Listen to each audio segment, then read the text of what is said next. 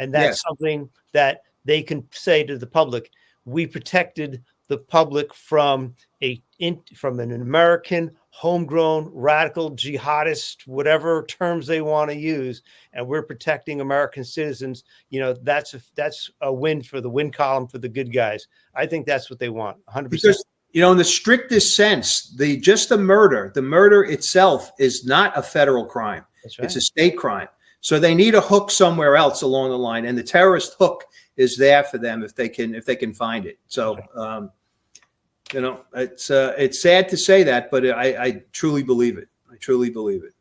Paul K., thank you for the $10 super sticker. Hey, from Oz, did you know that a lot of default letters have the CEO name and signature? After Googling CEO, once name is obtained, just follow the trail on the net. There's so much on this case right now. There's so many people following this case. I want to play this from News Nation, and this is, to us, law enforcement, former law enforcement, is what makes this case disturbing. New York prosecutors worked to build a case against Luigi Mangione in the shooting of United Healthcare CEO Brian Thompson. Online supporters of the suspected killer are donating thousands of dollars for a defense fund established in his name. With us to discuss this attraction is Business Insider contributor Scott Nover. Scott, good morning. Welcome. Hey, thanks so much for having me. Of course. So you've written several articles about this case and, of course, the coverage surrounding it. What did your reporting tell you about why some are looking at this suspected killer as almost a modern-day Robinhood? Yeah, I think that there's a split reaction, obviously. And I think on social media, the initial reaction was one where some people were obviously mournful for this really tragic killing. Others cracked jokes and posted memes and made light of it and used it as a way to, make fun of the insurance system. And others really jumped to justify the actions, really heinous actions of the killer, and assigned meaning to his motives before we even knew anything about him, before we knew his identity. And then obviously since then, since his identity has come forward. People online have been using the murder of the CEO, and you alluded to this, to tell their gripes with the American healthcare system. As you're investigating and you're writing and you're researching and reporting, what's your reaction as you're seeing all these comments?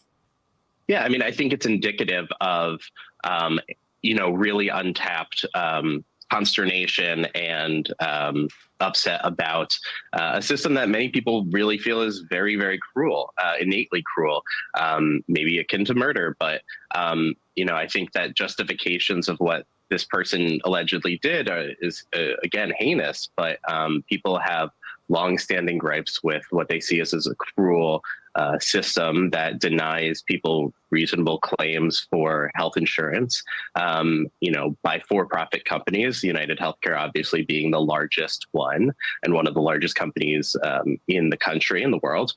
So I think it has tapped into something that is much bigger than the identity of the shooter or the identity of the victim, and has kind of become a placeholder for everyone to channel their grief and their grievances towards a public that is now listening too. We're having a national conversation, for better or worse, about the ethics of healthcare.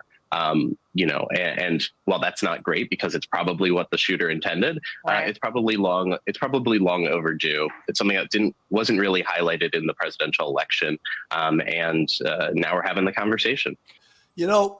I find this disturbing. And I bet you every single one of us in this panel would say, yeah, there's big problems with the American healthcare system. No question. I happen to think that every single person that's an American citizen, and notice I said citizen, should have healthcare. And if you don't get it through your job or you can't afford it, the government should provide it. We're providing billions of dollars for wars and other things for other countries, but we can't take care of our own citizens. So who is really to blame for this? I think you want to blame corporate heads? How about blaming our elected officials? They haven't done a thing about this in how many years?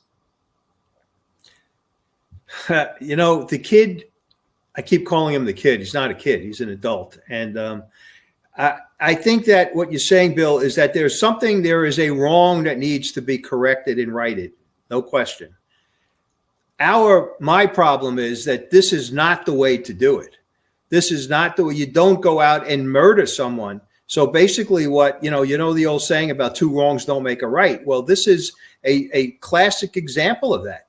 And for people to hold this guy up as a hero, this reporter or this anchor here said that he was like a Robin Hood. I don't see that at all. I really don't. The idea that, Robin Hood stole from the rich to give to the poor. Well, that's not what this guy did. This guy just essentially murdered someone on the street because he was pissed off at the way that, or at least we think he was, at the way the healthcare system is in this country. Well, if that's the way that we're going to handle all of our problems, then we might as well, give up, because that's anarchy. And I don't think any of us want to live in a country that like that.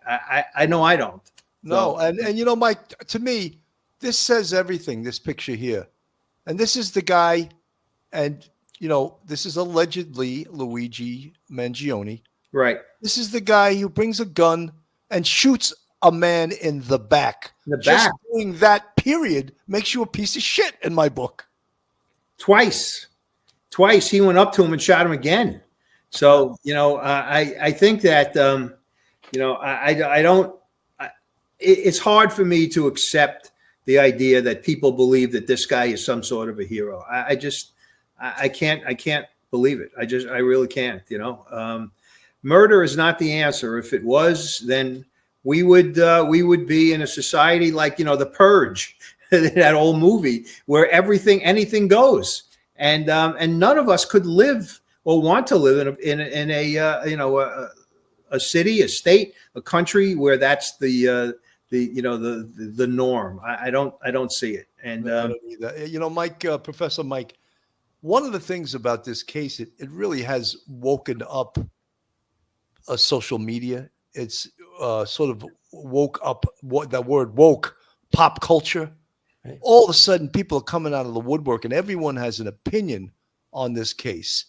And many people from the law enforcement side of course, what Michael Vecchione just said is that, murder is not the answer.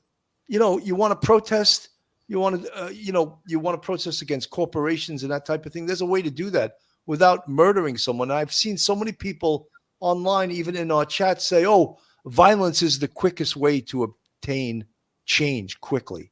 Professor Mike. Yeah, Billy, our culture has devolved into the idea that we all want to be a victim. We all want to be a victim of something, because remember, if you are a victim, that means you're being oppressed by somebody who's more powerful than you.